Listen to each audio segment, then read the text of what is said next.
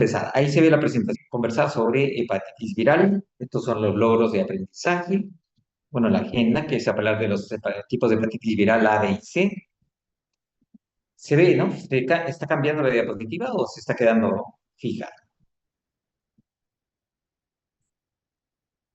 Sí, doctor. Entonces, vamos a hablar de hepatitis viral, ¿no? Ustedes saben que las hepatitis virales hay varios tipos.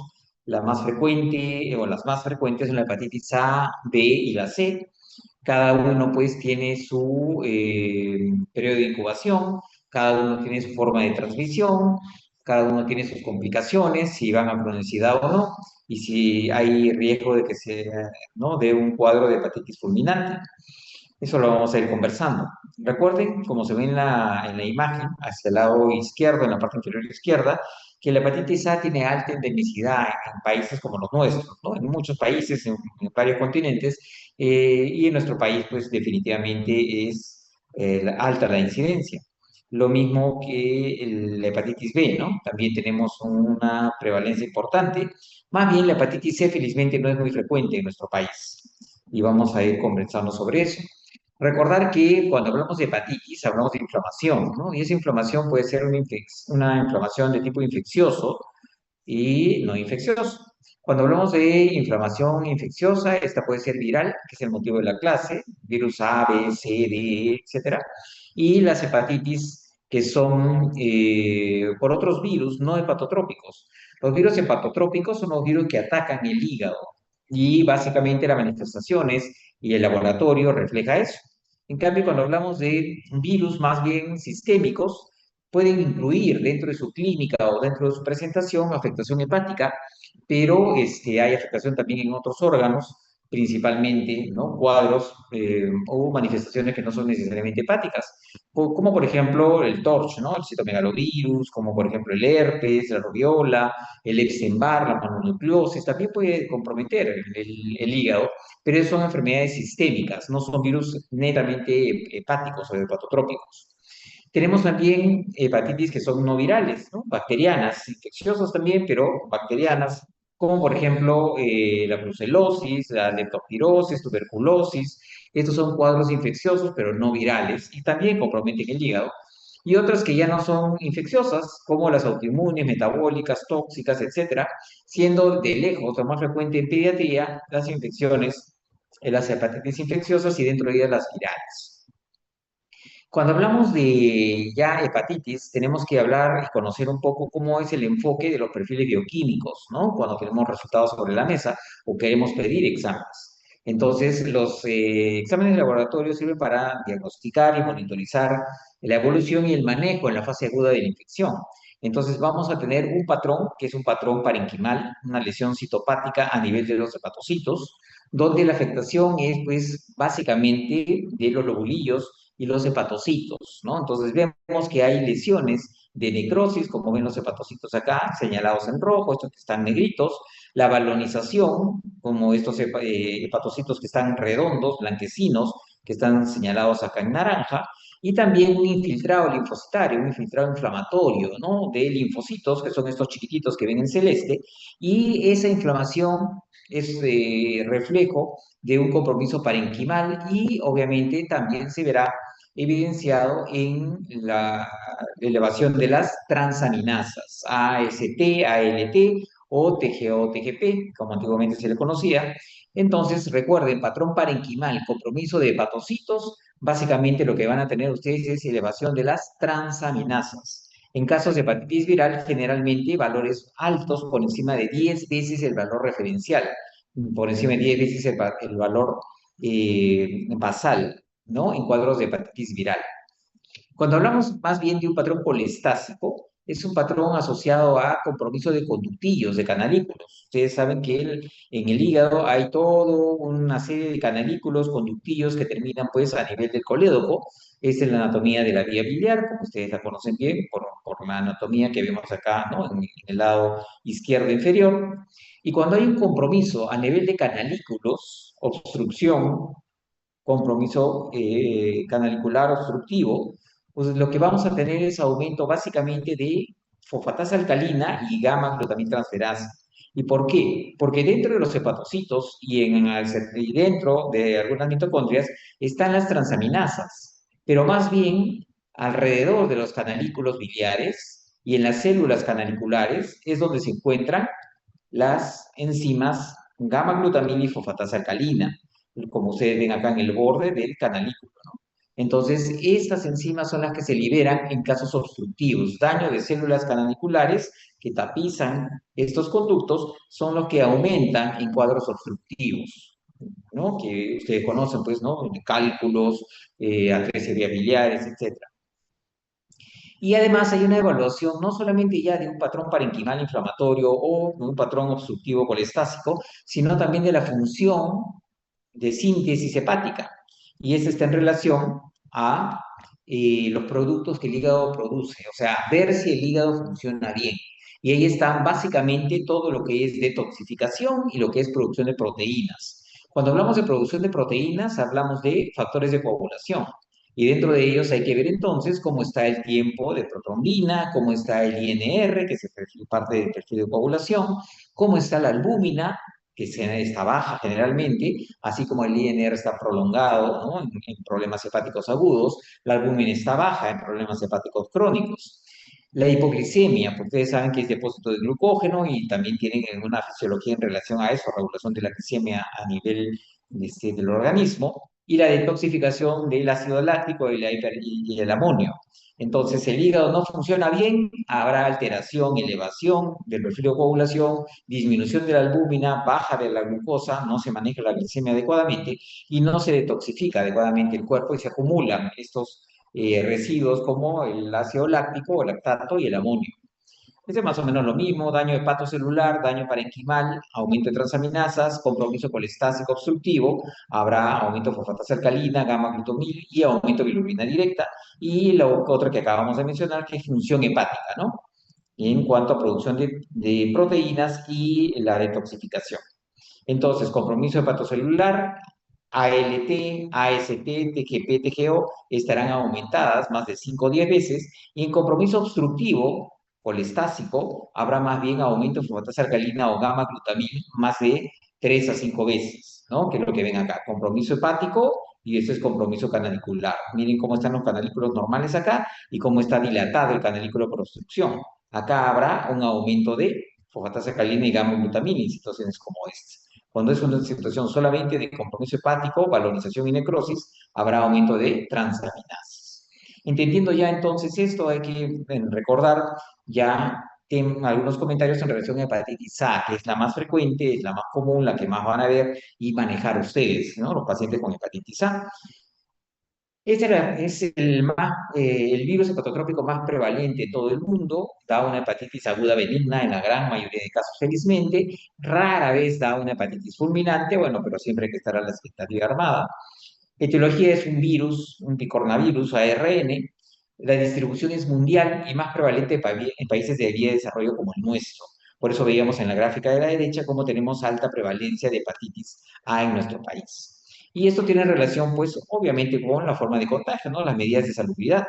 Entonces, es muy contagiosa la hepatitis A, la transmisión es fecal-oral, la parenteral es muy rara. Entonces, la fecal-oral básicamente es contacto con personas que tienen el virus, que están enfermas o están excretando el virus, y también contacto con alimentos contaminados con hepatitis A. Recordemos este gráfico donde hay algunos detalles importantes, ¿no? Cuando un paciente tiene hepatitis A, hay un periodo de incubación, como ustedes ven, que es de 2 a 4 semanas aproximadamente. Entonces, este periodo de incubación quiere decir, yo estuve expuesto a una persona con hepatitis A y en 2 a 4 semanas tengo que monitorizar, evaluar, seguir, observar si el paciente desarrolla síntomas. Entonces, si un niñito viene con hepatitis A, hay que preguntarle si en las últimas 2 a 4 semanas tuvo contacto con alguien con hepatitis A, porque es el periodo de incubación. Una vez que pasa el periodo de incubación, comienzan a aparecer los síntomas prodrómicos y en cuanto a hepatitis A, los síntomas comienzan a asociar a ictericia, o uno de los síntomas o de las manifestaciones clínicas es ictericia. Lo que deben notar acá es esto. Cuando comienza a aparecer la ictericia y los síntomas más marcados, no prodrómicos, no generales, sino los síntomas propiamente hepáticos, el paciente va a tener un pico de transaminasas. Entonces, por eso es que cuando un paciente llega a la emergencia amarillo, o vomitando y con muchas náuseas y con muchas de astenia, decaimiento, ustedes le dicen tiene hepatitis por ictericia notoria, le hacen transaminasas y salen en valores muy altos, ¿no? Generalmente por encima de 1000, 1500. Pero cuando un paciente viene y no tiene todavía ictericia y los síntomas son generales y ustedes le hacen controles porque el hermanito tuvo hepatitis hace, ¿no?, 3 semanas, si lo hacen muy tempranamente, puede que las transaminasas no estén muy elevadas. ¿Por qué? Pues todavía no hay, ¿no? En esta curva que ustedes ven, no hay un pico de transaminasas. El pico de transaminasas generalmente se da 2 o 3 días después de iniciar la ictericia. Entonces ahí es donde está el pico de transaminasas, que es el que uno llega a encontrar en la mayoría de pacientes cuando llegan a la emergencia con esa ictericia pues evidente, ¿no? Otra cosa que hay que recordar es que a medida que pasa el tiempo, esto tiene un pico y luego va descendiendo las transaminasas y el paciente va mejorando en sus síntomas. Mejora la inflamación, mejora la sintomatología a los pocos días de iniciar la ictericia.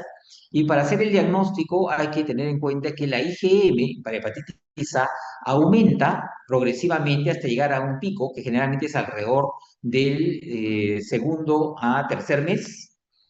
Y recordar que si uno hace un examen de repente ¿no?, de serología IgM para hepatitis A muy tempranamente, y dice, ah, ya señora, su hermanito ha tenido hepatitis A hace 3 semanas y él ya está como decaído, no quiere comer bien, hagámosle transaminasas y hagámosle también de una vez su serología IgM para hepatitis A, es probable que salga negativa. ¿Por qué? Porque todavía no ha elevado títulos. Entonces, ustedes deben considerar que los títulos van elevando y que pueden repetir ustedes una serología para hepatitis A en el caso que tengan una alta sospecha de este virus y la primera serología precoz antes de la semana de evolución, o sea, en la primera semana de evolución, salga negativa. Entonces, si ustedes tienen un paciente y le toman en la primera semana de empezar los síntomas y la ictericia y sale negativo, ustedes pueden tomar un control pasada la segunda semana para tener mayor seguridad porque ya elevaron los títulos de si tiene o no tiene hepatitis A. Recordar que más bien la IgG, oh, perdón, la IgM tiene su pico alrededor del tercer mes y luego comienza a descender, ¿no? Comienza a descender y al sexto mes ya los títulos son muy bajos. Entonces, si un paciente ha tenido un cuadro de ictericia a más allá de 6 meses atrás, si quieren confirmar si fue hepatitis A lo que tuvo en su provincia o donde estuvo, no le hagan IgM porque puede salir negativa. Lo que tendrían que hacerle más bien es IgG, porque la IgG va elevando títulos a lo largo de los meses y no desaparece en el tiempo. Es la manera de que ustedes determinen que lo que tuvo hace más allá de 6 meses fue hepatitis A, ¿sí? Por último, recuerden importantísimo también que el virus se excreta, miren, cuándo empiezan los síntomas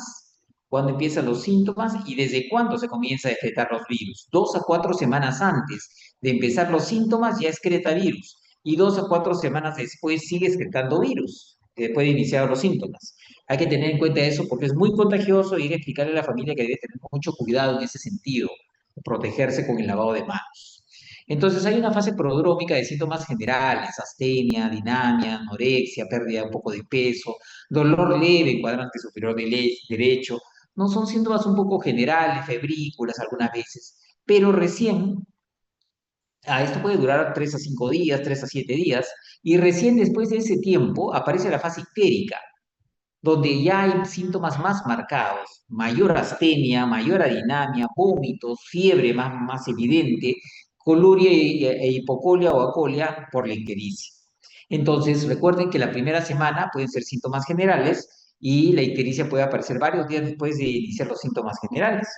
Entonces, luego de estas 4 a 12 semanas que suele durar la fase ictérica, quiere decir que el paciente en 1 o 3 meses puede estar amarillo, pero en disminución, ¿no?, progresiva, viene la fase ya de convalecencia o recuperación espontánea. Y acá lo mismo, pacientes infectados contagian 2 a 4 semanas antes, hasta 2 a 4 semanas después del inicio de la ictericia. No se olviden de eso.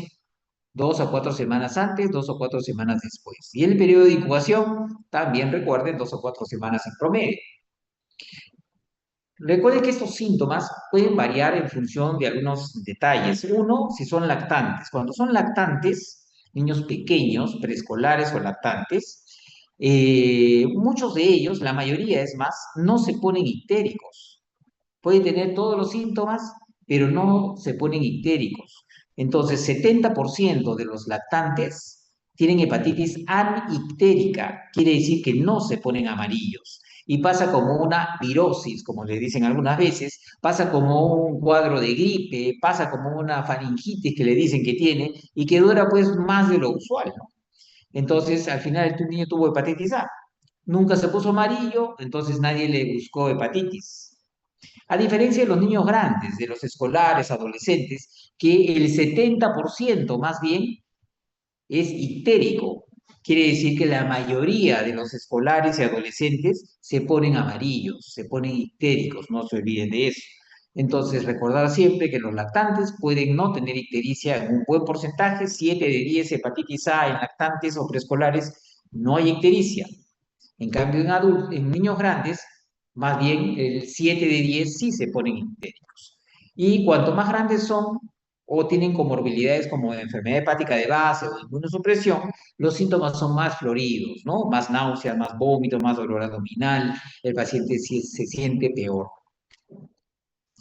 Hay otras manifestaciones que se pueden dar que no son frecuentes y no son en todos los pacientes, obviamente, que están dadas por inmunocomplejos circulantes, ¿no? Una reacción ¿no? de algunos organismos, algunas personas en relación a la presencia del virus. Y estos inmunocomplejos circulantes pueden afectar diferentes órganos. Por eso es que hay pacientes que, por ejemplo, hacen adenopatías y esplenomegalia también junto con su hepatitis A, médula ósea hipoplásica. El otro día tuvimos una niña en el hospital con pancreatitis por hepatitis A, ¿no? Miocarditis, nefritis, artritis, vasculitis. Pueden haber otros compromisos que generalmente son transitorios y leves, felizmente, pero recuerden, si ustedes tienen algunas alteraciones que se suman, puede ser parte del cuadro de hepatitis A. No es lo que se ve con gran frecuencia, pero considérenlo de todas maneras. Otras complicaciones que pueden haber, pues, es la insuficiencia hepática aguda, ¿no? Que es poco frecuente, pero los grupos de riesgo son los que tienen más propensión a hacer este tipo de insuficiencia hepática. Pacientes que son hepatópatas crónicos, inmunosuprimidos, niños más grandecitos, son los que suelen tener más problemas de insuficiencia hepática aguda, si bien no es tan frecuente, felizmente, en niños, en pediatría. En áreas endémicas es responsable del 40% de los casos de insuficiencia hepática aguda. La hepatitis A es el 40% de los casos, ¿no? De los responsables de los casos en estos niños. Entonces, la hepatitis A no es un virus no muy agresivo usualmente, benigno usualmente, pero también se puede presentar algunas complicaciones, ¿ah? No se olvide. ¿Y cómo se hace el diagnóstico? Pues el paciente, para hablar de insuficiencia hepática aguda, no debe tener hepatopatía crónica. Si queremos hablar de insuficiencia hepática aguda, hay que ver que haya elevación de transaminasas, o sea, un compromiso parenquimal, un compromiso inflamatorio. Y además debemos tener valores de laboratorio con un INR mayor a 1.5, teniendo asociada signos de encefalopatía hepática, y mayor a 2 de INR sin tener necesidad de presentar signos de hepatopatía hepática. O sea, si yo tengo un valor más de 2, tenga o no tenga encefalopatía hepática, ya está en insuficiencia hepática aguda. Si tengo un INR mayor a 1.5 y no tiene encefalopatía hepática, no se considera, ¿no?, insuficiencia. Se considera solamente si se suma INR más de 1.5 con signos neurológicos de hepatopatía hepática. Entonces recuerden, el INR y el estado neurológico son los que nos van a determinar si el paciente está en insuficiencia hepática o no. Pero más allá de las complicaciones, también ustedes deben recordar que si bien la remisión espontánea es en el 90% de los casos, 9 de 10 pacientes con hepatitis A tienen una evolución favorable en las siguientes semanas, hay otros cursos clínicos mucho menos frecuentes, pero que pueden darse y obviamente hay que hacer un seguimiento. Hay niños que hacen, por ejemplo, un síndrome de colistasis prolongada, una ictericia que puede durar durante meses, mayor de 12 semanas, porque hablamos que generalmente son de 4 a 12 semanas que el niño puede estar amarillo y debe desaparecer en el 90% de casos. Pero en un 2% la colestasis puede superar las 12 semanas, pero ustedes van a ir viendo que en los controles la tendencia es a disminución progresiva de los valores, sin dejar ninguna secuela. Hay pacientes que hacen hepatitis recurrente, o sea, pocas semanas después de autolimitarse, de curarse aparentemente del episodio de hepatitis, inicia un nuevo episodio y puede durar también varios meses. Pero esto es solamente un cuadro transitorio de buen pronóstico, pero también se puede dar que haya una como recaída, una recurrencia, poco frecuente, como les digo, y finalmente la hepatitis fulminante, ¿no? Que es un paciente que hace insuficiencia hepática aguda en las primeras 6 semanas de iniciar la ictericia. Es un paciente que tiene una alta mortalidad y termina en trasplante en la mayoría de casos. Entonces, recuerden, hay pacientes que hacen rápidamente el compromiso hepático y estos pacientes obviamente tienen que ser monitorizados en UCI. ¿Cómo hacer el diagnóstico? El diagnóstico es fácil, pues en hepatitis A buscan para hepatitis aguda, hepatitis A, inmunoglobulina M, IgM para hepatitis A. Ese es el diagnóstico. Y si ustedes quieren saber sobre infecciones pasadas, más allá de 6 meses, piden IgG para hepatitis A, como lo vimos en la gráfica y lo conversamos hace unos minutos. Entonces, no se olviden cuándo sirve la M, menos de 6 meses de evolución, y generalmente cuando está en los primeros días, perdón, en las primeras semanas de enfermedad, y la IgG cuando uno quiere averiguar sobre algún antecedente de episodio de ictericia de 6 meses atrás. No hay tratamiento específico, es soporte nada más, hidratación cuando sea necesario, monitorización de signos de insuficiencia hepática y neurológicos también, no se olviden de eso. ¿Cuándo se hospitaliza en hepatitis A? Los pacientes de hepatitis A solamente se hospitalizan cuando hay intolerancia, porque oye, pueden llevarlos a deshidratarse. Cuando hay signos ya de deshidratación, cuando hay trastorno del sensorio, porque puede estar haciendo encefalopatía hepática, cuando hay evidencia de sangrado, porque puede estar haciendo una insuficiencia hepática con prolongación del INR. Cuando hay persistencia de fiebre, vómitos o dolor abdominal moderado, después de 72 horas de aparecida la ictericia, porque conversamos que a los pocos días de aparecida la ictericia el paciente comienza a mejorar. Hay muchos niños que ingresan al hospital ictéricos, vomitando y decaídos y nauseosos, y se quedan en el hospital 2, 3 días y luego ya lo ven ahí como está jugando, ¿no? Como correteando, ¿no? La pelota o caminando por ahí. Ese niño ya se siente mejor, se pone amarillo y comienza a mejorar. Así es la evolución de hepatitis A usualmente. Antecedentes o sospecha de hepatopatía crónica, porque estos pacientes son los que tienen más riesgo de hacer insuficiencia hepática. Cursos atípicos como colestásico recurrente que mencionamos hace unos minutos, bilirrubina total más de 10. Una bilirrubina muy alta es mal pronóstico, hay que monitorizarlo. Y un INR más de 1,5 porque en cualquier momento puede terminar haciendo una insuficiencia hepática como lo mencionamos. Prevención, lavado de manos, eso es importantísimo. Recordar, contagia al paciente 2 a 4 semanas antes, 2 o 4 semanas después de ponerse amarillo y la familia debe lavarse las manos constantemente durante todo este periodo. Lo otro importantísimo es la vacuna, ¿no? La vacuna se pone a los 15 meses, el Ministerio de Salud de nuestro país sugiere una sola dosis a los 15 meses, pero también se puede colocar una segunda dosis, como ven en la cuarta línea, una segunda dosis, perdón, luego de 6 a 12 meses de la primera. La seroconversión con la primera, a los 15 meses, es de 90%, o sea, una protección alta, ¿no? Pero si ustedes quieren tener toda la seguridad, le pueden poner a los 6 a 12 meses una segunda, con lo cual tienen una seroconversión de 100%. Esta vacuna es intramuscular, no es muy costosa, es muy inmunogénica, como lo acabamos de mencionar, y muy segura. Entonces, vale la pena siempre poner esa vacuna, ¿no? Cuando uno tiene un niño pequeño. No se olviden de eso, por eso el ministerio la ha incluido ya hace algunos años, hace pocos años la ha incluido ya en el esquema. Los grupos de riesgo son pacientes que deben ser vacunados sí o sí, niños mayores de 1 año en zonas endémicas, que se pueden contagiar con facilidad, enfermedad hepática de base, hepatopatos crónicos, para que no, sobre su hepatopatía crónica no le dé una hepatitis A, riesgo de exposición en el trabajo, ¿no? Como los médicos, por ejemplo, coagulopatías, porque pueden hacer insuficiencia hepática y empeorar su coagulopatía, como los hemofílicos, por ejemplo, inmunosuprimidos, que tienen más riesgo de insuficiencia hepática, deben recibir su vacuna, porque recuerden que esta es una vacuna inactiva, entonces no hay problema en que se la pongan a los inmunosuprimidos. No es virus atenuado, por si acaso, es inactivo. El pronóstico bueno, sin secuelas a largo plazo, y la única complicación puede ser insuficiencia hepática aguda en un porcentaje pequeño de pacientes. Ahora vamos a hablar de hepatitis B. Recuerden, en hepatitis B hay que recordar tres antígenos, ¿no? El antígeno de superficie, el antígeno australiano, el más famoso, el antígeno core, el más útil, y el antígeno E, cuando ya el paciente tiene diagnóstico de hepatitis crónica, por ejemplo, o hepatitis B aguda. La hepatitis B tiene alta prevalencia en nuestro país, en países como los nuestros, en Perú definitivamente tiene alta prevalencia, pero ese mapa ya lo vimos, ahora vamos a ver este, donde ustedes van a ver, y es importante que se den cuenta, que la alta endemicidad de hepatitis B está básicamente en zonas de selva y ceja de selva, ¿no? Toda la selva y ceja de selva, ¿no?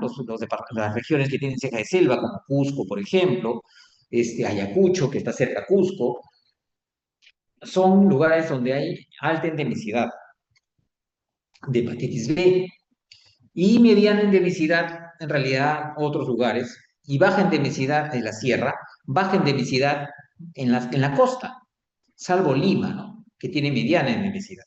Entonces, ¿dónde es más prevalente para los que vayan a hacer su serum? Recuerden, en la selva, no se olviden de la hepatitis B, para que ustedes se cuiden y para que cuiden a sus pacientes y lo tengan dentro de su diagnóstico diferencial, ¿ya? En pacientes que puedan venir ictéricos o con síntomas de hepatitis. No se olviden de eso. ¿Cómo se contagia? Ya ustedes saben, bueno, se contagia por relaciones sexuales, intercambio de agujas, en el embarazo. La concentración de virus es alta en sangre y moderada en secreciones vaginales y semen. Pero es alta en sangre, por eso es muy contagiosa. Con los pinchazos hay que tener mucho cuidado, ¿no? Con pacientes que estén infectados.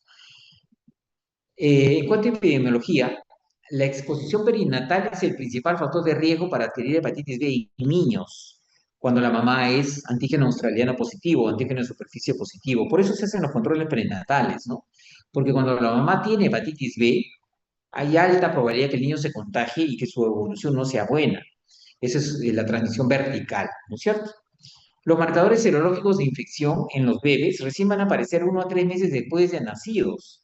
Entonces, yo no puedo esperar a ver si se contagió y hacerle serología para ver si se contagió, anticuerpos para ver si se contagió. Eso no lo puedo hacer porque recién voy a poder verlo en 1 a 3 meses y no me va a servir para proteger al bebé como lo vamos a ver en una gráfica. Más bien hay que poner inmunoprofilaxis al nacer. Cuando la mamá es hepatitis B positiva, o sea, antígeno australiano o antígeno de superficie positivo, hay que poner inmunoprofilaxis al nacer, las primeras horas de vida, lo cual es muy eficaz para prevenir que el niño se infecte, ¿no? Como que bloquea a los virus que pueden haber pasado por cordón umbilical y le da una protección de más del 95%. Es importantísimo que tengan en cuenta eso, detectar madres con antígeno australiano positivo para prever lo que tienen que hacer cuando nazcan los bebés, no esperar que estén cerca al parto para ver dónde van a mandar a la mamá para que tengan la inmunoprofilaxis a la mano, para ver si la van a referir para que tenga la inmunoprofilaxis a la mano. Siempre hay que prever, ¿no? Pensar, hacer un paso más adelante de lo que pueda suceder. Detecten madres con hepatitis B con antígenos australianos, superficie positivo, ya tienen que pensar en inmunoprofilaxis para el bebé. Entonces, el antígeno australiano se detecta el virus, se detecta de forma inconstante en leche de madres infectadas, por lo que la lactancia materna no supone riesgo de infección y puede darle lactar. Este es el gráfico igualito al de la hepatitis A, pero solamente para que lo tengan en cuenta, el periodo de incubación es mucho más largo, ¿no? Hablamos de hepatitis A 2 a 4 semanas, en hepatitis B son 60 a 180 días, ¿no? Pueden ser de 2 meses hasta 3 meses. Entonces, perdón, hasta 186 meses. Es bastante, bastante amplio el rango. Entonces, más o menos la misma evolución, hay un periodo de incubación, un inicio de síntomas, un pico de transaminasas, ¿no? Que es un poco posterior al inicio de los síntomas, y la mejoría progresiva, pero en semanas, ¿no? En semanas, no es tan rápido, con la evolución no es tan rápida como la hepatitis A, no, la mejoría no es tan rápida, todo es más larvado, todo dura más, ¿no? Entonces, estos pacientes tienen más tiempo de síntomas y tienen más tiempo de periodo de recuperación. Recordar que ustedes van a hacer el diagnóstico con el antígeno australiano, con la presencia del antígeno australiano, que como ustedes pueden ver también se presenta este antígeno en el cuerpo del paciente antes de presentar los síntomas y mucho tiempo después, inclusive de presentar los síntomas, ¿no? Hasta cerca a 4 o 6 meses después de empezar los síntomas. Recordar que el diagnóstico lo van a hacer con IgM también, anticore. Cuando ustedes quieran ver infección para hepatitis B, tienen que pensar en anticore. Cuando ustedes quieran ver vacuna, vamos a hablar de de anticuerpo antiantígeno de superficie, eso lo vamos a ver ahorita. Pero recuerden siempre que el anticore es el que refleja cuadros de infección, la presencia de anticuerpos anticore. Si yo tengo IgM, agudeza, y la IgM es de agudeza, anticore positivo es la forma de detectar la presencia de hepatitis aguda. Cuando yo tengo anticore IgG positivo, esta es una hepatitis previa, ¿no? Una hepatitis pasada. Lo vamos a ver en una diapositiva. Y un resumen. Y yo les muestro esto también porque ustedes muchas veces se confunde que hay que hacer anticuerpos para antígeno de superficie. El anticuerpo para antígeno de superficie se comienza a positivizar mucho tiempo después de empezado el cuadro. Miren, 6 meses después de empezado el cuadro. Entonces, no les sirve para hacer diagnóstico agudo, ¿me entienden? Porque se comienza a elevar mucho tiempo después, recuérdenlo siempre. El cuadro agudo es con IgM igual que la hepatitis A y el cuadro pasado es con IgG igual que hepatitis A. Ahora vamos a repasarlo porque eso es importante que lo recuerden bien, ¿ya? Hepatitis B entonces tiene manifestaciones, básicamente lactantes hipercolares, la misma historia, pueden ser oligosintomáticos, pueden no estar muy amarillos, esto varía también en relación a cada paciente, los demás riesgos son los pacientes que tienen alguna comorbilidad como mencionamos o alguna característica propia como inmunosupresión. Hay mayor porcentaje de ictericia, hepatomegalia dolorosa. Los síntomas pueden durar más tiempo, ¿no? 6 a 8 semanas de síntomas evidentes y se van recuperando poco a poco, ¿ya? Hay muchos niños que pueden pasar desapercibidos y especialmente no tener ictericia, como lo hemos mencionado. Es muy parecido a la hepatitis A en realidad, pero dura más tiempo, el periodo es más largo, ¿no? Esto es lo que quiero que recuerden entonces. Cuando hablamos de infección aguda, ¿qué estábamos hablando? Si yo tengo infección, quiero decir que tengo el virus. O sea, tengo el antígeno de superficie positivo, el australiano, superficie lo mismo. Tengo positivo el virus, tengo positivo el antígeno del virus, el antígeno de superficie. Pero si quiero hablar de infección aguda también, el cuerpo se comienza a defender y comienza a crear inmunoglobulina M. ¿Pero contra qué? Contra el core. Para que ustedes digan, el paciente tiene hepatitis aguda B, debo tener el virus y debo tener anticore positivo IgM, por si acaso. No se confundan. Segunda, segundo caso, situación. Tuvo hepatitis B, infección pasada recuperada. El paciente entonces lo que va a tener son anticuerpos, ya no va a tener virus, porque ya no está infectado, es pasado. Entonces lo que voy a tener, y estoy recuperado, entonces lo que va a tener el paciente son anticuerpos positivos. ¿Cuáles? Si es pasado, el paciente se ha recuperado, es historia. ¿Cuál va a estar elevado? La IgG va a ser positivo. Anticore, tuvo infección. Todo lo que es infección es core. Infección antigua recuperada es core IgG. Infección aguda es core IgM, ¿sí? Pero también pueden tener el antígeno de superficie positivo, porque les dije que el antígeno de superficie se eleva mucho tiempo después de la enfermedad. Entonces, pueden tener antígeno de superficie positivo, pero anticore es lo más importante. Anticore IgG positivo es lo que marca que el paciente ha tenido infección. El core siempre habla de infección. ¿Y por qué les recalco esto? Porque hay pacientes que tienen, por ejemplo, anticuerpos, perdón, anticuerpos contra antígeno de superficie positivo, igual que acá arribita, pero el anticore es negativo. ¿Y qué quiere decir esto? Que nunca tuvo infección. Esto es reflejo de anticuerpos por la vacuna, como dice a la izquierda. Entonces, no se confundan, porque algunas veces se confunden ustedes y confunden a los pacientes y alarman a los pacientes en vano. Si tienen antígeno de superficie positivo y el anticore IgG es negativo, quiere decir que el paciente, no quiere decir que ha tenido hepatitis el paciente, quiere decir que está vacunado, ¿ya? Y la vacuna aumenta los anticuerpos y la respuesta a la vacuna es principalmente de anticuerpos antisuperficie, antiantígeno de superficie. Cuando hablamos de infección aguda o crónica o aguda recuperada, siempre tiene que haber un core de por medio, ¿sí? Infección crónica, pacientes, ustedes saben que la hepatitis B va a cronicidad. Infección crónica, ¿qué voy a tener? IgG positivo, anticore. ¿Por qué? Porque tiene una infección de hace mucho tiempo. Este paciente puede tener también, debe tener también el virus presente. Si yo tengo una infección, sea aguda o crónica, yo debo tener el virus presente. Entonces, por eso el antígeno en superficie es positivo. Y como es antiguo, es crónico, la IgG es la que es positiva.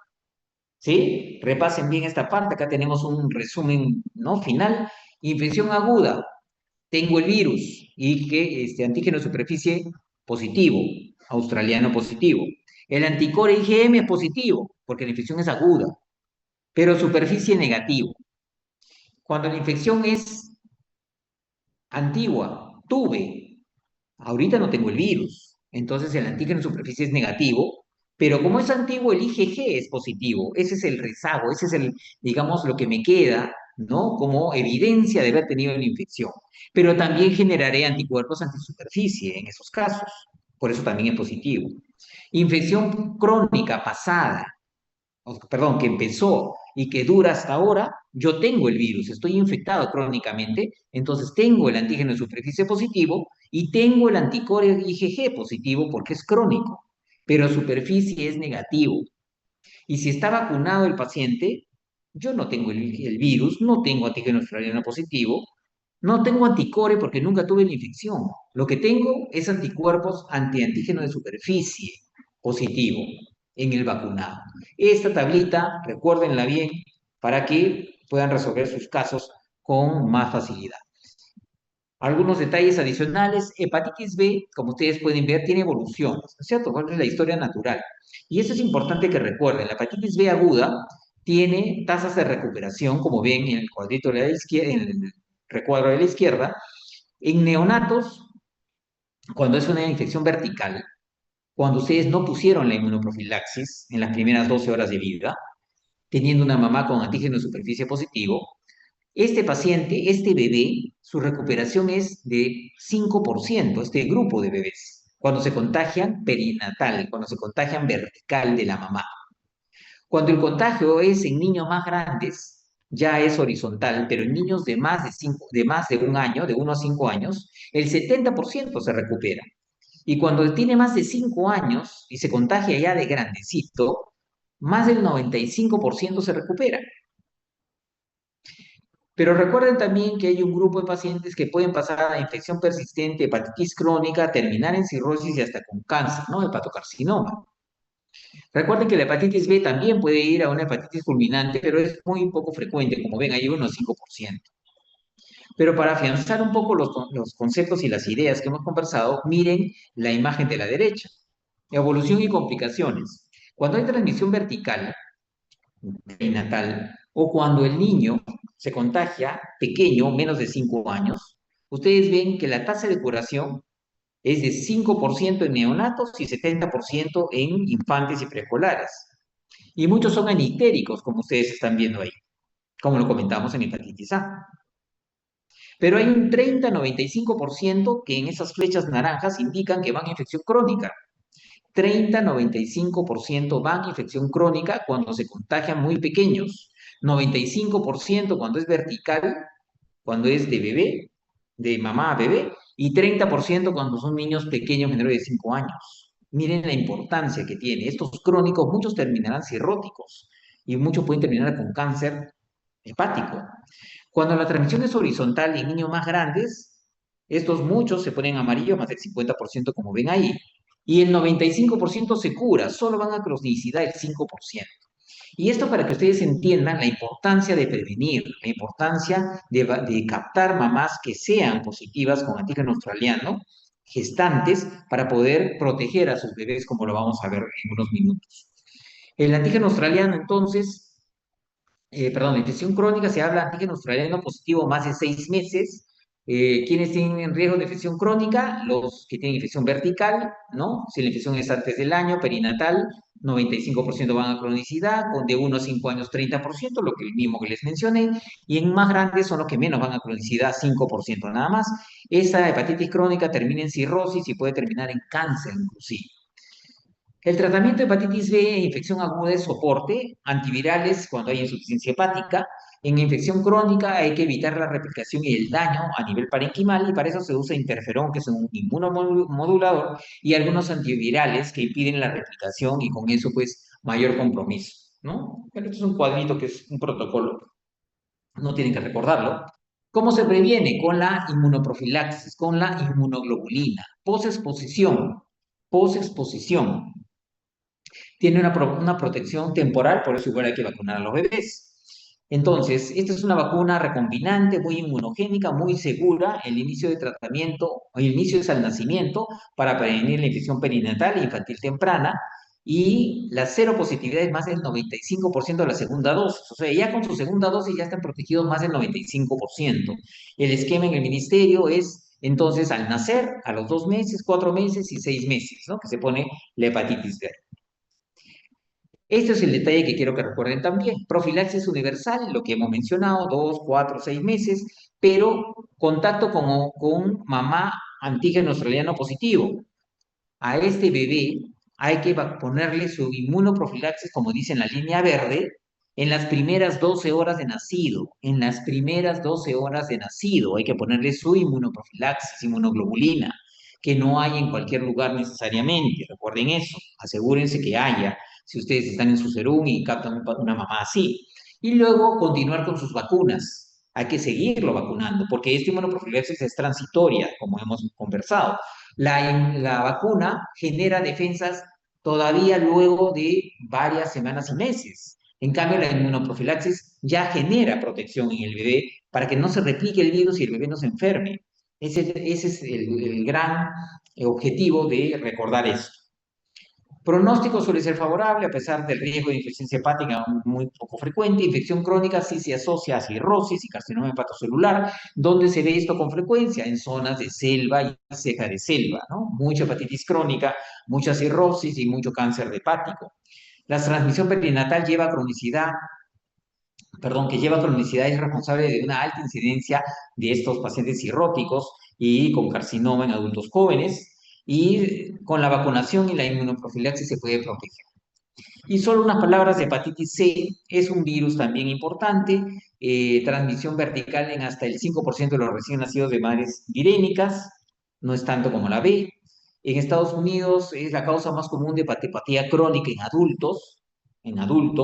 El 85% de los adultos infectados lo están de forma crónica, en realidad, porque la hepatitis C da más síntomas crónicos, ¿no? La infección aguda suele ser leve, insidiosa. Muchas veces no se dan cuenta que han tenido hepatitis, será muy leve, ¿no? Rara vez produce insuficiencia hepática, más bien da cronicidad. Y por eso es que se detecta ya cuando el paciente ya está en hepatitis crónica. Esta es clínicamente silente hasta que desarrolla una complicación. Recuerden entonces, en este cuadrito similar al de hepatitis B, que la hepatitis C se erradica solo en 20-40% de los casos y más bien el 60-80% de los pacientes terminan como persistente en hepatitis crónica y terminan cirróticos. Entonces hay que tener mucho cuidado, la transmisión es por vía sanguínea y especialmente frecuente en pacientes que están en hemodiálisis, pacientes que son transfundidos con frecuencia, por ejemplo, ¿no? O con múltiples cirugías. Bueno, esta es la evolución que es similar, esto no lo vamos a revisar, no es tan importante en este momento. Y para hacer el diagnóstico es básicamente, como dice por acá, hacerle su IgG o su serología para hepatitis C. Esa es la forma de diagnosticar, serología para hepatitis C. Muy sencillo. Complicaciones, insuficiencia hepática aguda es muy raro, más bien cirrosis y carcinoma es lo frecuente. Esta es la indicación más frecuente para trasplante hepático en Estados Unidos. Pacientes con hepatitis C cirróticos que terminan con carcinoma.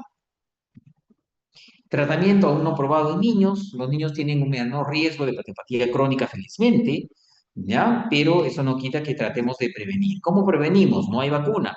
Solamente hay que, bueno, estar al pendiente de observar a los pacientes que tengan riesgo, ¿no? Si ya un paciente tiene diagnóstico de hepatitis C, hay que seguirlo. Y hay que seguirlo anualmente o cada 6 meses con prueba de función hepática, ecografía y alfa-fetoproteína para detectar precozmente un cáncer hepático. ¿Ya? Y estos pacientes con hepatitis C crónica son pacientes que deberían ser vacunados contra hepatitis A y B.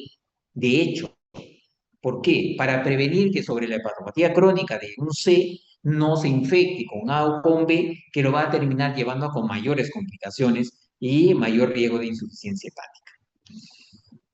A ver, muchachos, ¿alguna duda, alguna pregunta? Hemos tratado de remarcarles las cosas más importantes, porque son 3 virus, cada uno con sus detallitos, pero A y B es lo más importante que deben tener en cuenta y saber diagnosticar clínicamente y cómo hacer el diagnóstico de cada uno es importante. Si bien hepatitis A es lo que más van a ver, por ahí van a tener algunas consultas, preguntas de algunos pacientes sobre hepatitis B o van a venir con resultados sobre hepatitis B y hay que tener cierta idea de cómo interpretarlos, ¿no? Para no alarmar o para orientar bien a nuestros pacientes. ¿Alguna duda, pregunta que tengan?